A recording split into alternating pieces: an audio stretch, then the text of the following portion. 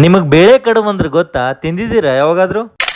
Holiday ಇತ್ತಪ್ಪ ಅಂತಂದ್ರೆ ಆರಾಮಾಗಿ ಮಲ್ಕೋಬೇಕು ಅನಿಸ್ತು. ಬಟ್ ಏನೋ ಗೊತ್ತಿಲ್ರಿ, ಯೂಶ್ವಲಿ ಹೇಳೋ ಟೈಮ್ಗಿಂತ ಜಲ್ದಿನೇ ಎಚ್ಚರಿಕೆ ಆಗ್ಬಿಡ್ತು.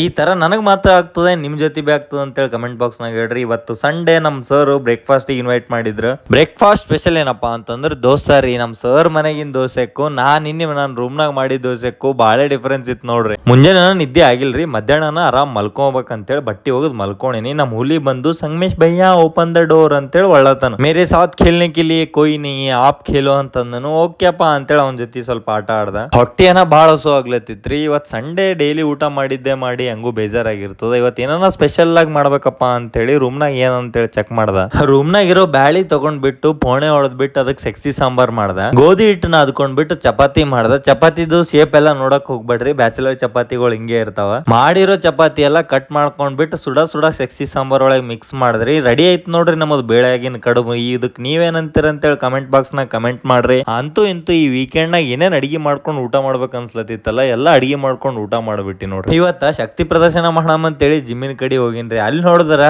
ಜಿಮ್ಮೆ ಲಾಕ್ ಮಾಡ್ಬಿಟ್ಟಾರ. ಹಂಗೋ ಹಿಂಗೋ ರಹಸ್ಯದ ದಾರಿ ಯೂಸ್ ಮಾಡ್ಕೊಂಡ್ಬಿಟ್ಟು ಜಿಮ್ಮಿನೊಳಗೆ ಎಂಟ್ರಿ ಆಗಿ ಶೋಲ್ಡರ್ ವರ್ಕೌಟ್ ಮುಗಿಸ್ಕೊಂಡ್ಬಿಟ್ಟ. ವಿಡಿಯೋ ಇಷ್ಟ ಆಯ್ತು ಅಂದ್ರೆ ಫಾಲೋ ಮಾಡ್ರಿ. ನಮಸ್ಕಾರ ಎಲ್ಲ ದೊಡ್ಡ ಮಂದಿಗೆ.